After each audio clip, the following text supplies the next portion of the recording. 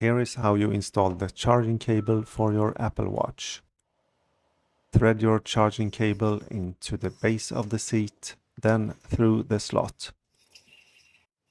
Finish by gently pressing down the puck until it fully bottoms out. You should hear a slight clicking sound as it snaps into place. Clean the surface using isopropanol or mild soap and water. Peel the backing and position your dock. Press it firmly against the surface for 30 seconds. After 24 hours, it has a permanent bond.